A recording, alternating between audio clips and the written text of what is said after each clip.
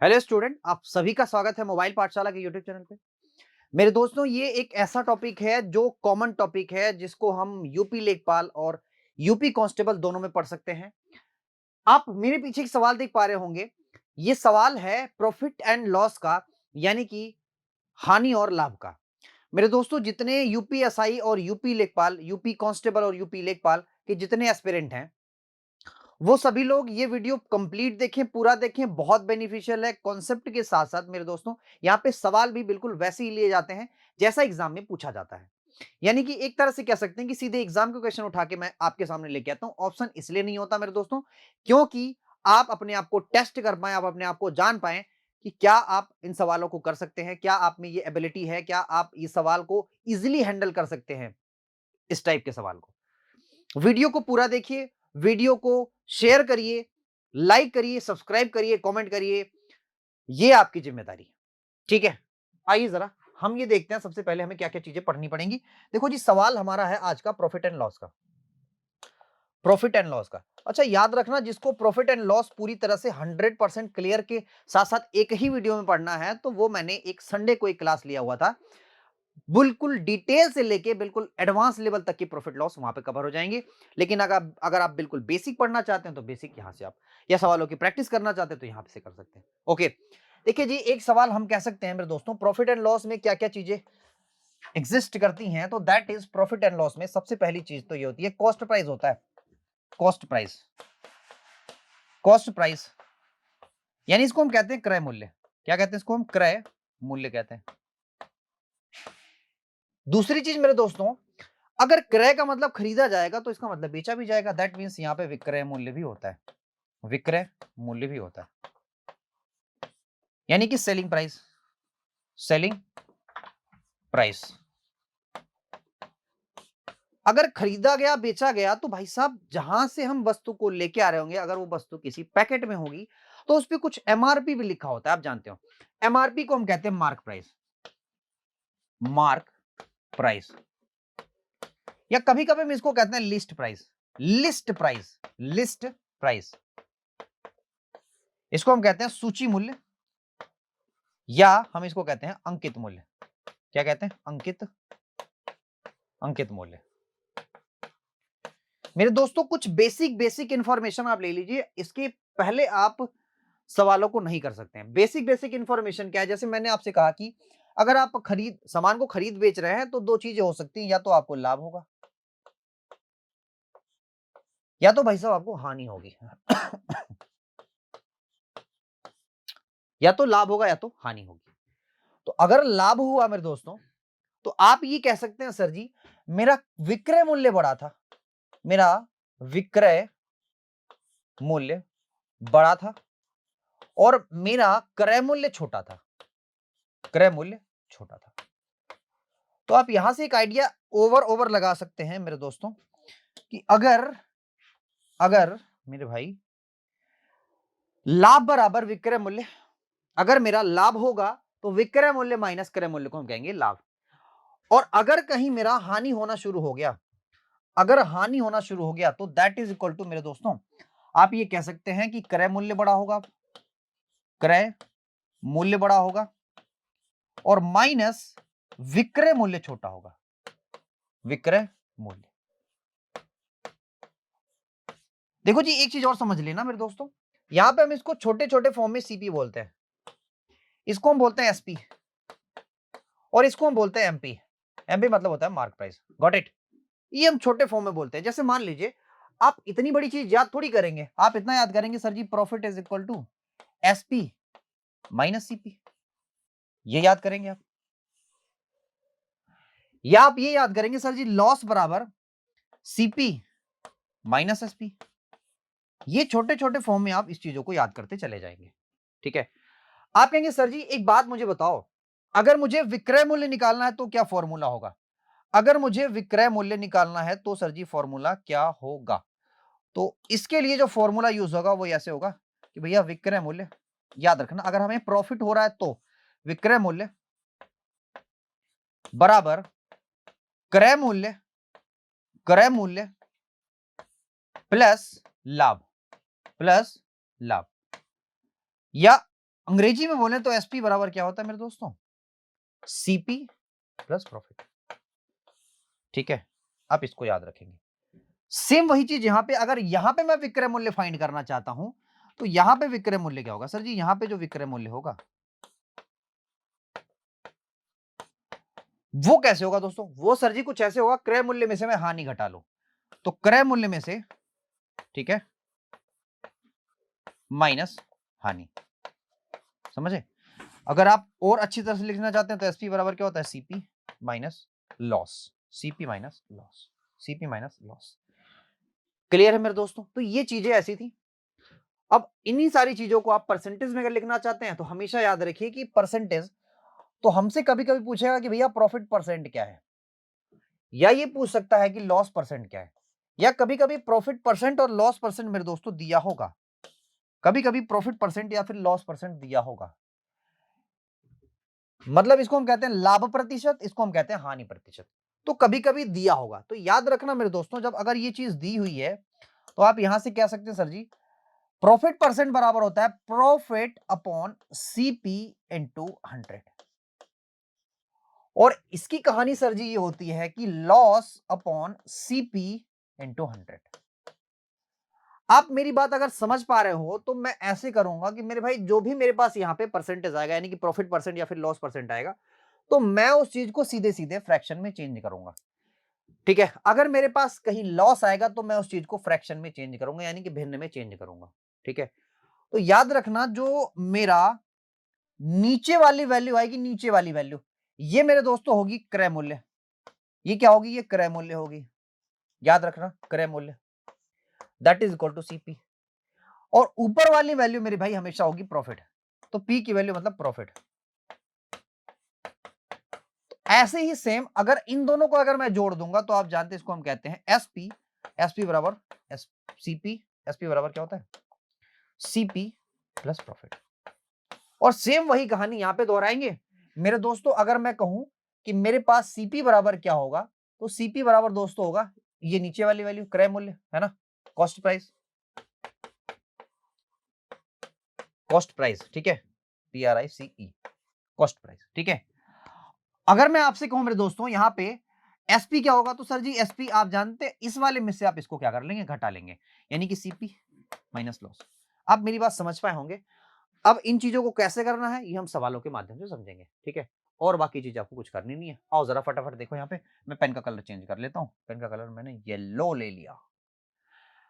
सवाल जरा देखिए, कह रहा है यदि एक वस्तु 700 रुपए में खरीदी जाती है और 2100 में बेची जाती है। मेरे दोस्तों मैं अगर चाहूं तो मैं इस सवाल को ऐसे लिख सकता हूं, भैया सीपी बराबर कितना है सर जी, सीपी बराबर है 700, मतलब क्रय मूल्य बराबर 700 है, और क्रय मूल्य को हम सीपी लिखते हैं। बेचा जा रहा है मेरे दोस्तों 2100 में, कितने में, 2100 में। तो आप ये कहेंगे सर जी यहां पे हमें प्रॉफिट हो रहा है, और प्रॉफिट बराबर क्या होता है sir ji, SP minus CP, SP minus CP, हमने बताया भी आपको थोड़ी देर पहले। तो मेरे दोस्तों आप ये बात जानते हो यहां पे जो प्रॉफिट हुआ वो 1400 हुआ। That mean sir ji profit percent अगर आपसे पूछा जा रहा है, लाभ प्रतिशत, लाभ प्रतिशत, देखो लाभ अगर ज्ञात करना तो 1400 लाभ हो गया, कहानी खत्म हो गई। लेकिन अगर लाभ प्रतिशत कह रहा है तो आप ये बात जानते हैं सर जी ऊपर होता है प्रॉफिट अपॉन सीपी इंटू 100, यही तो होता है।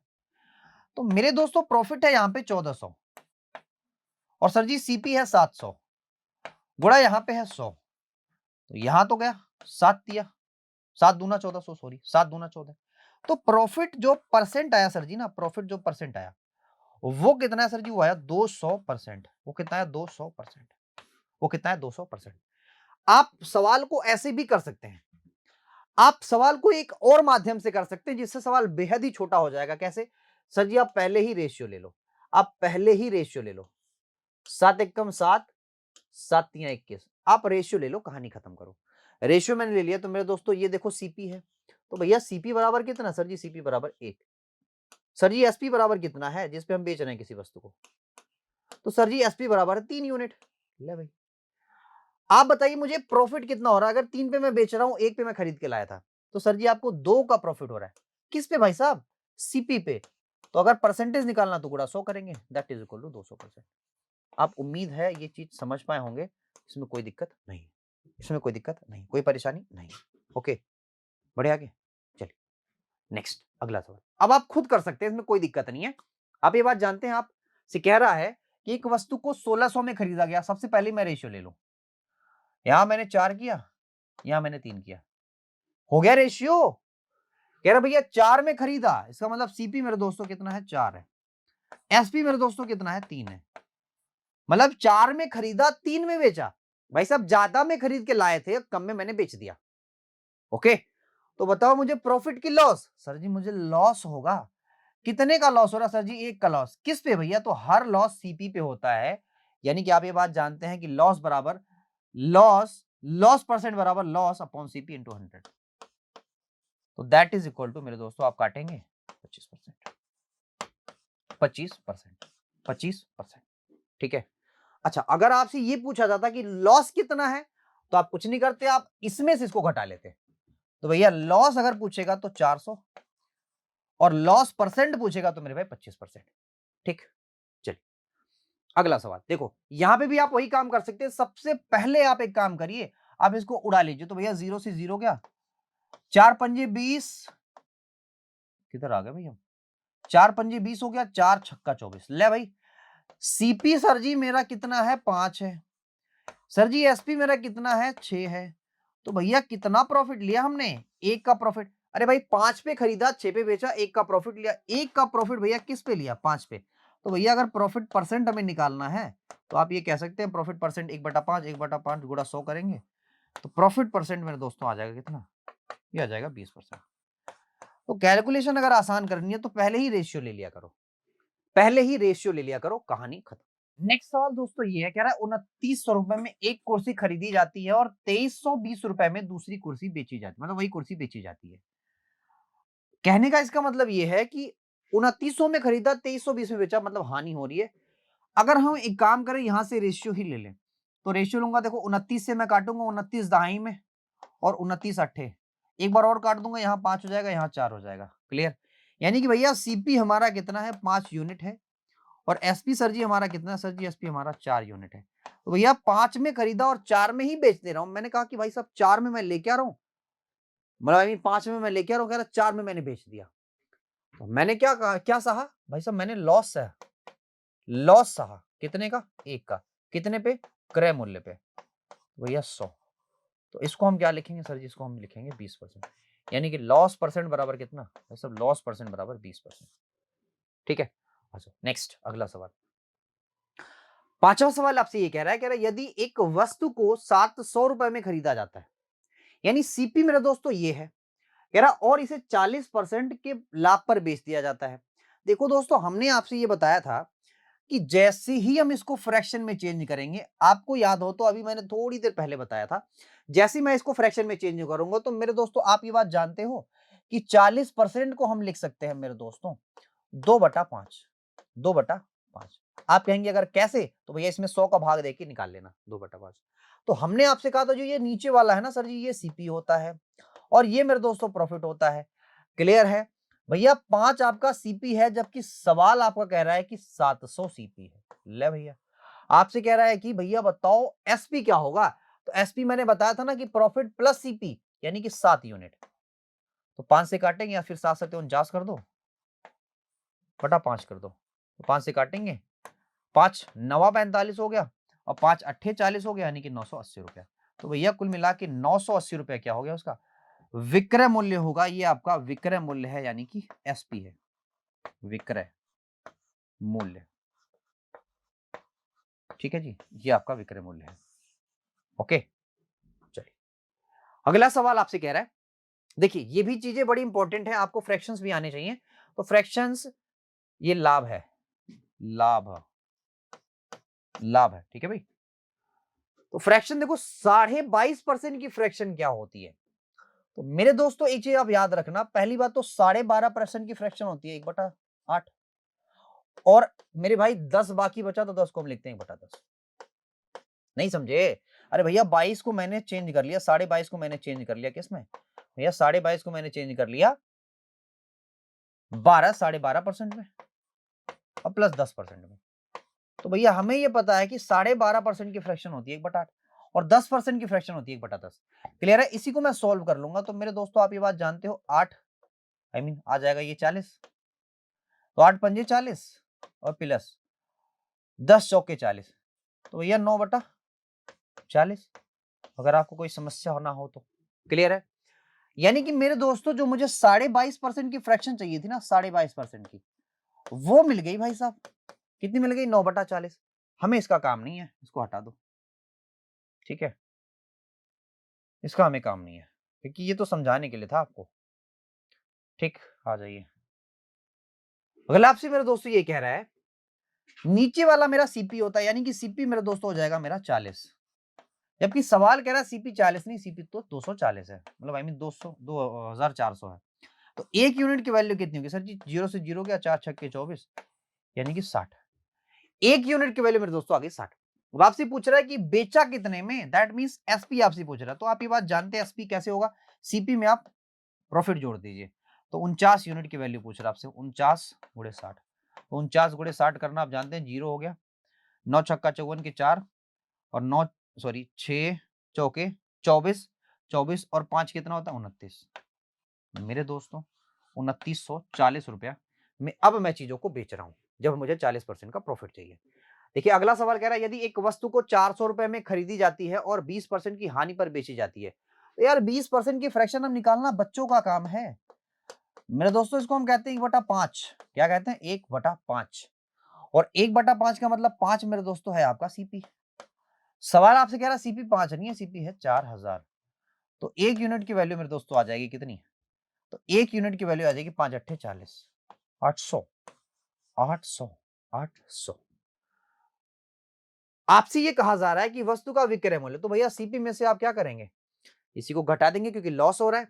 तो 4 यूनिट की आपसे वैल्यू पूछ रहा है, तो 4 बटे मेरे दोस्तों 32, तो 3200 में वस्तु को हमने बेचा। अरे 4000 में खरीदा, 3200 में बेचा, क्या दिक्कत है? चलो नेक्स्ट अगला सवाल कह रहा है कि भैया 4500 रुपए में एक वस्तु खरीदी जाती है और 6.66 की हानि पर बेचा जा रहा है। मेरे भाई इसको हम लिख सकते हैं 20/3। क्या लिख सकते हैं इसको? 20/3।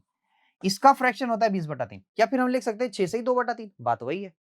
ठीक, तो मेरे दोस्तों आप ये बात जानते हो, अगर हम इसका फ्रैक्शन ये लिख सकते हैं, इसको 6 से 20/3, तो इसको गुणा 100 कर दो, तो 20 पंजे 100, 20 पंजे 100 यानी 1/15। तो मेरे भाई 1/15 इसकी फ्रैक्शन जो आती है 1/15, इसको मैं परसेंटेज में ऐसे लिख सकता हूँ।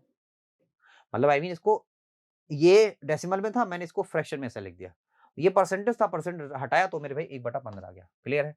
अब याद रखना मेरे भाई 15 है आपका नीचे, तो उसको हम कहेंगे सीपी। कह रहा है ये 4500 के बराबर है। एक यूनिट की वैल्यू 15 तिया 45, एक यूनिट की वैल्यू 15 तिया 45 हो रहा है लॉस। इसका मतलब ये है कि 15 पे खरीदा तो मैं 14 पे बेच दूंगा। तो 14 की वैल्यू क्या होगी? तो 14 तिया भैया 42। कितना है? 4200 रुपया। ये क्या है? ये बिक्री मूल्य है, बिक्री मूल्य यानी कि selling price, selling price, selling price. चल नेक्स्ट कह रहा है, एक वस्तु को 70 रुपए में बेचने पर एक वस्तु को 40% का लाभ प्राप्त होता है, तो वस्तु का क्रय मूल्य ज्ञात करो। ये सवाल पूछ रहा है। कह रहा है एक वस्तु को 70 रुपए में बेचने पर, भैया 70 रुपए में बेचने पर यानी कि बेचा जाता, तो भैया ये एसपी है, एसपी बराबर 70 रुपया है। अच्छा जी, 40% की फ्रैक्शन बना लो। भाई साहब 40% की फ्रैक्शन होती है 2/5। तो नीचे तो भाई साहब मेरा होता है सीपी और ऊपर होता है सर जी मेरा प्रॉफिट। तो सीपी प्लस प्रॉफिट बराबर क्या होता है? एसपी, यानी 7 यूनिट बराबर 70 के हैं। अरे 7 यूनिट एसपी है और एसपी तो 70 दिया हुआ है, तो 1 यूनिट बराबर किसके हो जाएगा? 1 यूनिट बराबर 10 के हो जाएगा। तो भाई साहब क्रय मूल्य पूछ रहा है, तो 5 यूनिट की वैल्यू निकालनी है। 5 दही 50 रुपया, 5 दही मेरे दोस्तों 50 रुपया। समझ में आई बात? चलो अगला नेक्स्ट सवाल आपसे कह रहा है, एक वस्तु को मेरे दोस्तों, एक वस्तु को 6540 रुपए में बेचने पर, एक वस्तु को 6540 रुपए में बेचा जाता है, एक व्यक्ति को 70% की हानि होती है। याद रखना मैं इन चीजों को बेच रहा हूं, बेचने का मतलब होता है एसपी। ये कह रहा है कि 6540, 70% की अगर मैं फ्रैक्शन बनाऊंगा, तो 70% की फ्रैक्शन बनाने के लिए हमें 7/10 करना पड़ेगा। यानी कि 10 मेरा सीपी है, 7 मेरा प्रॉफिट है, दोनों को मैं जोड़ूंगा तो हो जाएगा एसपी, यानी कि 17 यूनिट मेरे भाई हो जाएगी एसपी। कह रहा है ये 6540 है, 17 से काटेंगे तो 17 तिया 51, ठीक है, ओके। और देखो 17 तिया 51 हो गया, तो आप ये कह सकते हैं सर जी 14 मेरे पास बचा हुआ है। कटेगा मेरे दोस्तों, कटेगा क्या?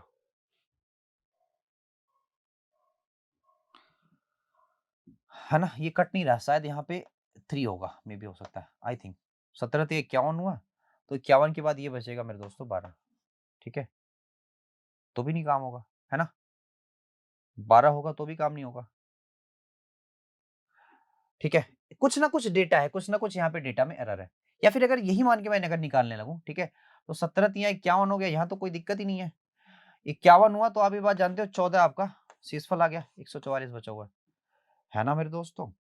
तो 144 17 के पहाड़े में आता ही नहीं है ना, 144 तो आता नहीं है,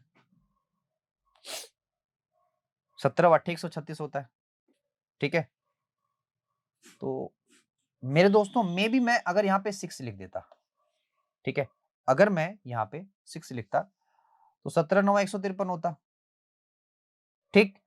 यानी कि यहाँ पे कुल मिला के डेटा का एरर है, डेटा में क्या रख दूं, अगर मैं इसी को मान के सॉल्व कर रहा हूं, मैं छोड़ दूं, जाने दो, जैसा सवाल मैं उसी को मान के सॉल्व करूंगा, ठीक है, छोड़ दो। तो मैं अगर वही मान के सॉल्व कर रहा हूं तो आप एक चीज देख सकते हो कि मेरे दोस्तों ये है कितना, 17 से काटेंगे 17 तिया 51, ठीक है, और 14 हुआ यानी कि 144 हुआ, ठीक।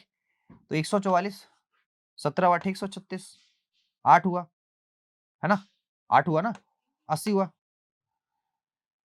17 चौके 68, 17 चौके 68 यानी कि 0.4 और सब समथिंग आएगा, से आगे करके जाएगा, ठीक है भाई। आपको क्या निकालना, आपको क्रैमोल निकालना है, यानी कि 10 यूनिट की वैल्यू निकालनी है, तो 10 यूनिट की वैल्यू हो जाएगा 3 8 4 0, ऐसे समथिंग जो भी जाएगा वो आपका आंसर होगा, ठीक है, जीरो नहीं, अब आगे जो भी जाएगा, मतलब आई मीन और भी अगर आगे ले जाएंगे, तो 17 चौके 68 होता है, 68 और 12 मेरे भाई होता है 80, ठीक है, ठीक है। 17 7 119 होता है, तो यहाँ पे 7 लगा देना और पॉइंट समथिंग करके आगे जाएगा, तो 300 मतलब 3847 दशमलव समथिंग, तो ये डेटा के हिसाब से, ठीक। चलो आ जाओ, अगला सवाल है, कह रहा है 255 रुपए के लिए एक लेख बेचने पर एक आदमी को 57 से 1/7, मेरे दोस्तों 57 से 1/7 की फ्रैक्शन क्या होती है, ये आप लिख लीजिए, ठीक है, क्या होती है, लिखो पे सबसे पहले,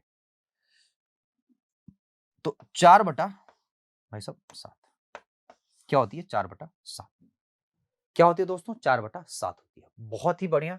अगर आपको सीपी पता चल गया, सर जी सीपी मेरे पास 7 है, प्रॉफिट मेरा 4 है, तो भैया एसपी कितना होगा, तो सर जी एसपी हो जाएगा 7 4 11 यूनिट। अब मेरे दोस्तों आपसे कह रहा है कि बेचने पर इतना वो बेच रहा है, ठीक है,